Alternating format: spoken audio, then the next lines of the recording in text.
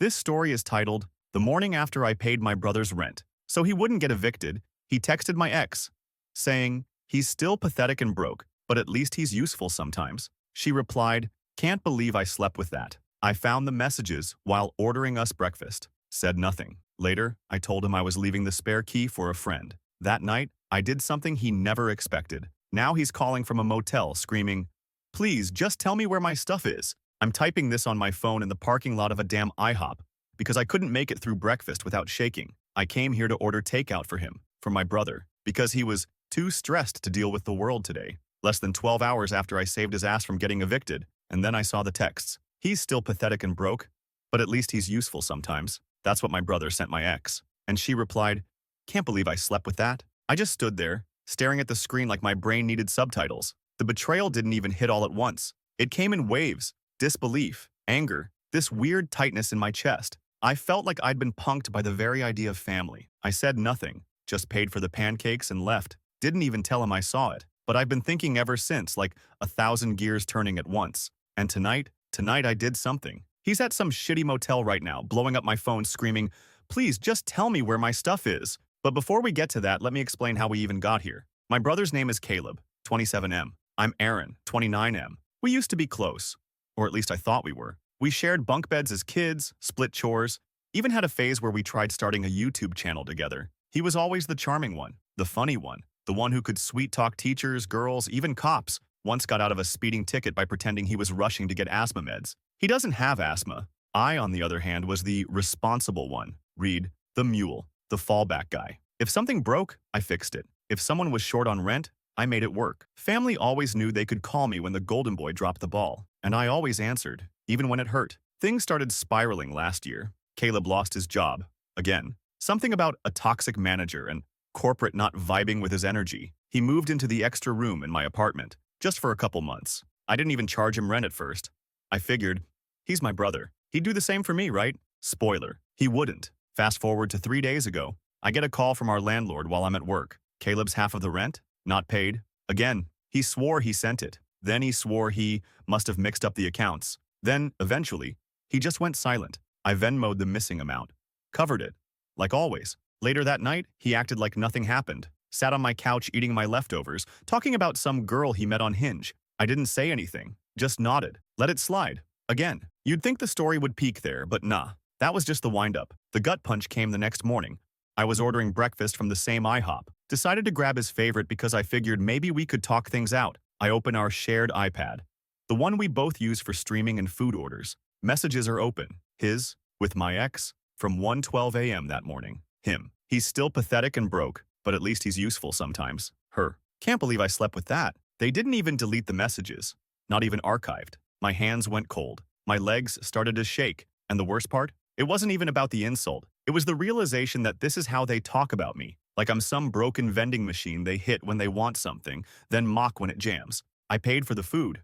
Brought it home. Gave it to him with a smile. Told him I'd be out that night and that my friend might crash, so I'd leave the spare key under the mat. He nodded, half listening, scrolling through his phone. That night, I didn't go to a friend's. I stayed parked just down the block, watching. And when I saw his bedroom light go off, I got out of the car, slow, quiet, and walked up the steps. He has no idea what I took yet, but he will. There's something terrifying about how calm you can feel when your world's on fire. Like your brain hits this weird survival mode, where all the pain goes numb and your hands just move. That's how it felt that night. I waited until the lights were off, until I was sure Caleb was out cold. Then I walked back to the apartment like I'd never left. Quiet. Deliberate. Let myself in with my own damn key. The same one he's probably pacing over right now, screaming at motel drywall. And I took everything.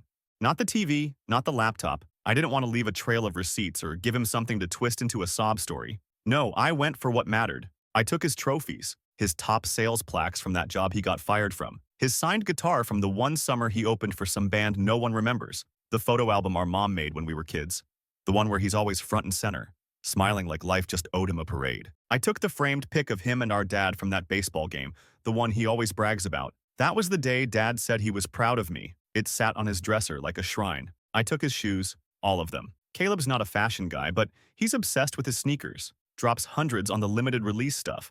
Lines them up like trophies in our hall closet. I grabbed them one by one and tossed them in the trunk of my car like firewood. And then I took the thing that would break him. His journal. Yeah, He keeps one. Acts all tough, all alpha, but I've seen him writing in it late at night when he thinks I'm asleep. And before you come for me, I didn't read it. I didn't have to. He writes because he thinks no one sees him. Because underneath the bluster, Caleb's terrified of being nothing, of being seen the way he sees me. That journal is where he puts all the stuff he'd never admit out loud. So I took it, didn't destroy it, didn't post it, just made it disappear. When I was done, I left the apartment looking untouched. Same dish in the sink, same mess on the coffee table. I even made his bed, left the key where I said I would. Under the mat, folded in a paper towel like always, routine. Then I drove. No music, no destination, just highway and rage. By the time I got to the storage unit I'd reserved earlier that day, I'm not an idiot, I planned this. It was almost 3 a.m. I dumped the stuff inside, locked it up, didn't even bother organizing. Caleb wouldn't be able to find it if he tried, not without me. He didn't notice right away. Next morning, he texted me at 11:27 a.m., asking if I picked up milk. Then came the question mark. Then, bro? Then, did you take my kicks? And then the panic set in. WTF is going on? Where's my stuff? Are you serious right now? I turned off my phone. Slept for the first time in days. By the time I turned it back on, he'd called 38 times. Sent a novel of texts. The last one just said, "Staying at Motel 8. Please, man. Just tell me where it is. I won't tell anyone. Just give it back." You'd think the story ends there, like I got my petty revenge and walked away. But you don't know my brother, and you don't know me. Because this was never about sneakers or photo albums. It was about everything that came before. You want to know why this happened? You want to know what broke me? I've never told anyone this before. Not even my ex. Definitely not my therapist. Not that I ever stayed long enough with one for it to come up. But if we're doing this, if I'm really going to walk you through how I got from doormat to demolition man, you need to understand the night everything broke. The night my mom died. It was almost exactly 2 years ago. June. Sticky air. Thunderstorm rolling in, the kind that presses down on your chest like a warning. She'd been sick for a while. Cancer. It was one of those quiet fights. Not the kind where people rally around you with fundraisers and casseroles. My mom didn't want to be seen as weak. She made us promise we wouldn't post about it. "I don't want people remembering me with tubes in my nose," she said. So we kept it quiet. I was the one who took her to chemo, sat with her while she vomited into little pink tubs, held her hand during scans, pushed her wheelchair when her legs gave out. Caleb? He visited when it was convenient, brought flowers once, made TikToks in the hospital parking lot. I told myself not to get bitter. Everyone grieves different.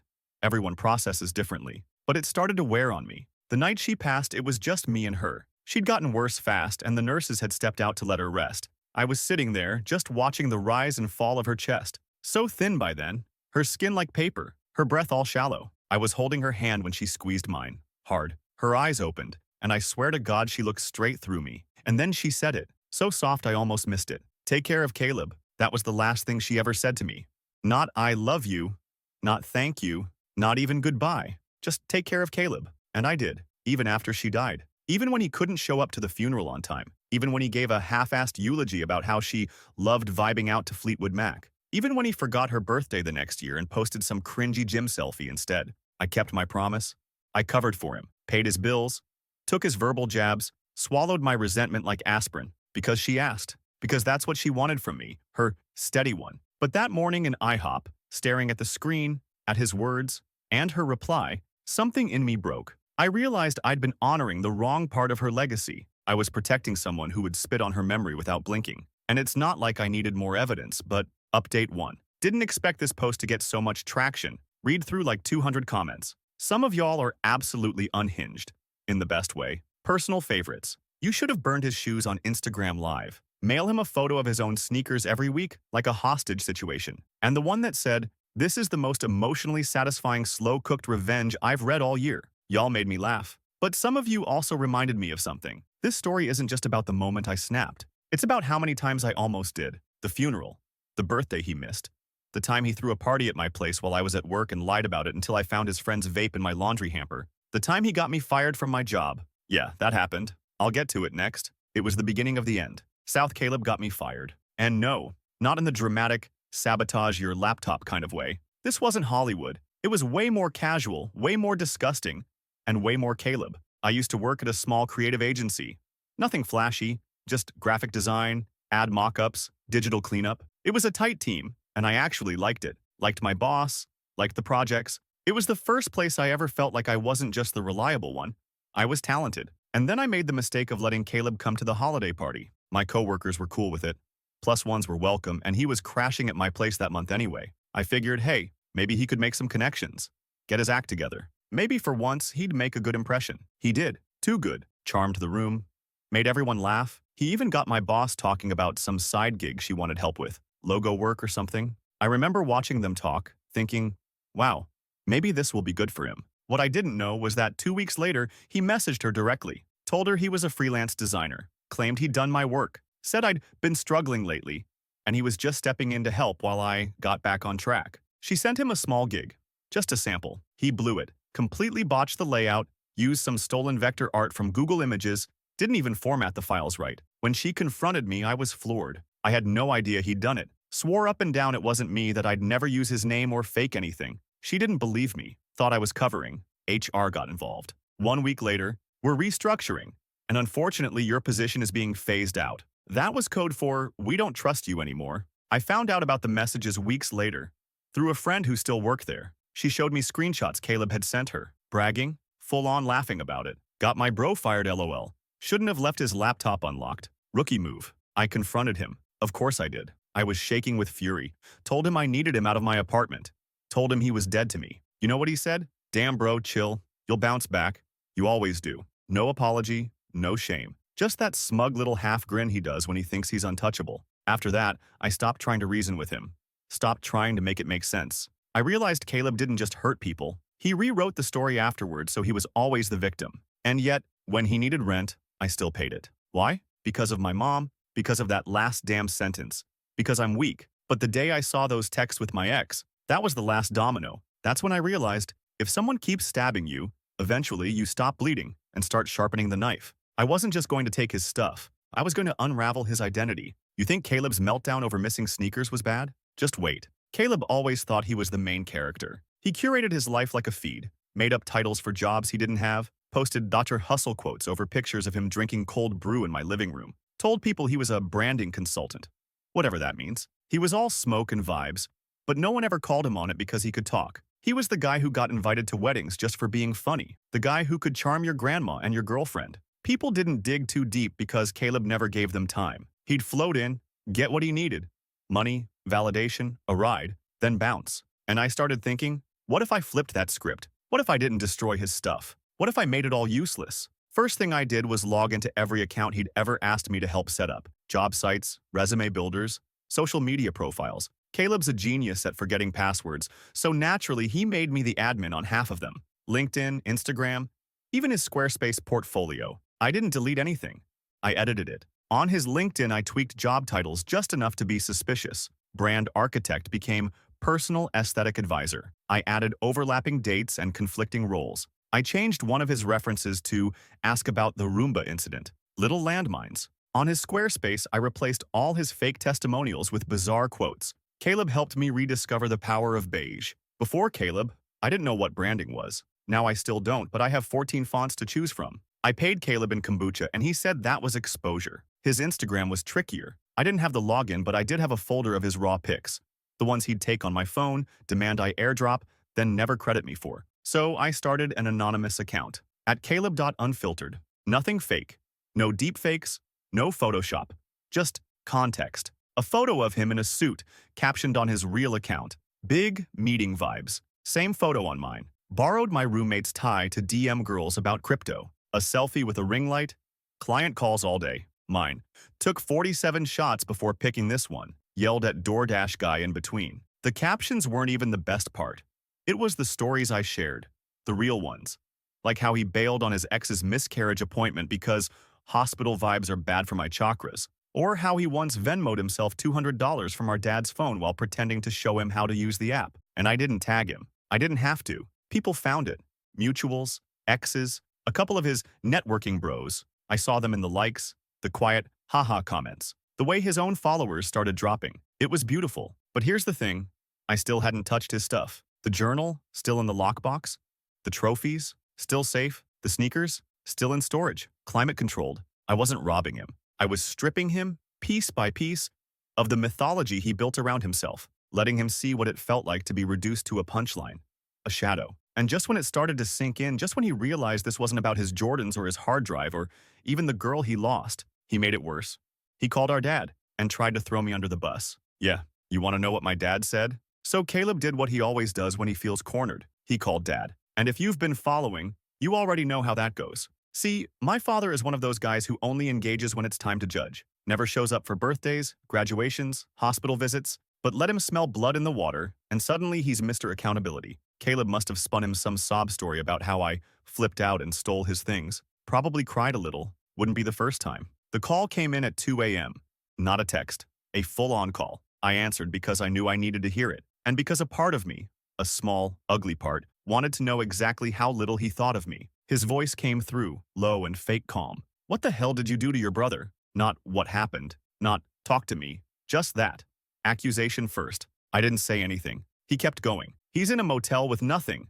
No clothes, no laptop, no charger. You left him stranded like a stray dog. What is wrong with you? I asked if Caleb mentioned why. Silence. So I asked again. Did he tell you about the texts? More silence. Then, you always twist things. You've always had a mean streak. I laughed. Couldn't help it. A short, cracked sound that didn't even feel like mine. Then I said, you always believed him, even when you knew he was lying. So maybe this time, you can clean up the mess yourself. And I hung up. That should have been the end of it. But of course it wasn't. Because Caleb, predictably, couldn't just sit and take it. He started calling other family members. Aunts, uncles, even our cousin Jordan, who he hasn't spoken to in years, suddenly got a text begging for help. The family group chat exploded. It started slow. A vague message from Aunt Liz like, sometimes we hurt the ones who need us most. Then a wave of subtweets from my uncle. Men who betray their brothers aren't men. Then, inevitably, a direct ping. Yaren, care to explain why Caleb's sleeping in a motel while you hold his belongings hostage? I ignored it, until my dad added, he's always been jealous. This isn't new. That one? That one burned. Because it wasn't just a lie, it was intentional. A smearing, a rewriting, turning me from the brother who kept Caleb fed, clothed, and off the streets into some bitter villain who snapped over nothing. But I didn't respond in the chat. I did something else. I sent one text. Just to Caleb. You wanted attention? Cool. You're about to get it. And then I posted it. Not the messages, not the journal, nothing cruel. Just a video of the one thing he couldn't lie about. Update 2. South the video. I posted it to the same anonymous Instagram I'd been building for weeks. No tags, just a black screen. Then it cut to that stupid poster our mom made. The photo album I'd taken from his shelf. Centered on one image. The last family Christmas before she got sick. And over it, audio. Caleb, bragging to a friend. Recorded years ago with his own permission. On a podcast he never finished. Honestly, I could do anything and my parents would still blame Aaron. He's the fallback guy. Useful but forgettable. Every family's got one. That was it. I posted it. No commentary. Let people draw their own conclusions. And oh boy, the fallout? You'll want popcorn for that. The post went viral. Not like millions viral, but viral enough for our world. Mutuals shared it. Old coworkers DM'd me. Even Caleb's high school ex liked the post and commented, guess some things never change. The group chat imploded. First came the awkward silence, like everyone saw it but didn't know what to say. Then Aunt Liz untagged herself. Then Uncle Brian dropped a single wow and left the chat entirely. By noon, my dad had texted me, you're making this worse than it needs to be. Followed 5 minutes later by, you always wanted to ruin this family? And then, because he couldn't help himself, a third text. I should have expected this from you, but not once. Not once. Did he ask if it was true? Caleb didn't message me at all. He called. At 3:08 p.m., my phone rang. I didn't answer. He left a voicemail. His voice was shaking, angry, scared, unraveling. I get it, okay? You're mad. You think you're the victim, but you don't get to ruin my life over this. People are talking. Clients are pulling back. Dad's furious. I don't even know where my stuff is. Please, Aaron, just tell me where it is. He sounded like a kid again. Not the golden boy, not the star, just small. I didn't respond. Instead, I packed a box. Inside, one pair of his sneakers, the journal, that photo of him and Dad at the ball game, a single note, you can have your story back. The truth stays with me. I shipped it to the Motel 8. No return address. Let him sit with that. I thought I was done. I really did. But then the part I didn't expect happened. People started messaging me. Friends I hadn't heard from in years. One of Caleb's old college roommates. A girl he ghosted. A guy he stole freelance work from. They all said the same thing. I always knew something was off. He did the same thing to me. Thank you for saying it. And suddenly, it wasn't about revenge anymore. It was about truth and freedom. I realized how long I'd been holding my breath. I was done being the fixer. The quiet one. The backup plan. I wasn't going to rescue Caleb anymore. I was going to bury the myth of him. One final act. The thing he never expected. And yeah, It happened at a family dinner. It ended where everything began, at Dad's house. Sunday dinner, the sacred tradition, hasn't changed in 15 years. Pot roast, iced tea, Caleb being the main character. It was supposed to be a reset. That's what Dad said when he invited me. Let's all sit down like a family. Enough of this drama. He called it a peace offering. I called it a setup, but I went, not to make peace, to finish what I started. When I walked in, Caleb was already at the table. Clean shirt, fake smile, hair combed like a little boy on Easter. He looked controlled, like he'd practiced this in the mirror. Dad was pouring wine. Stepmom, new, still trying, was buzzing around with plates. Everyone acted like nothing happened. I took my seat, didn't say a word. Dinner started. Small talk, weather, work. Even Caleb joined in, talking about some new consulting gig he was excited to lock down. I bit my tongue so hard I tasted blood. Halfway through the meal, Dad leaned forward. Aaron, I think it'd be good if you said something. Everyone turned. Caleb smirked. That was my cue. The part where I was supposed to apologize, be the bigger man, mend the family. Instead, I stood up, took out my phone, tapped play. I'd preloaded the audio, that same clip from his abandoned podcast. Honestly, I could do anything, and my parents would still blame Aaron. He's the fallback guy. Useful, but forgettable. It echoed through the dining room like a confession. Caleb's fork dropped. Dad froze. Stepmom gasped. I looked Caleb dead in the eye. You always thought you could rewrite the story. But this time, everyone gets to hear the original. Then I turned to Dad. You believed every lie. Covered for him. Blamed me. But not anymore. I'm done being useful. I pulled something out of my jacket and set it on the table. His house keys. You want him? He's yours. Then I walked out. No screaming, no slammed doors. Just silence. The kind that shakes a house to its bones. That was 2 weeks ago. Caleb's still calling. Still trying to spin a new story. Aaron went crazy. He's jealous. He's always been unstable, but it doesn't work anymore. Because I'm not in the shadows. I'm not the backup plan. And everyone who mattered, they saw him clearly for the first time. The golden boy, stripped of his shine. Thanks to everyone who followed this. This wasn't about revenge in the end. It was about truth and peace. And finally, putting the burden down. Because sometimes the only way to stop being useful is to stop showing up forever.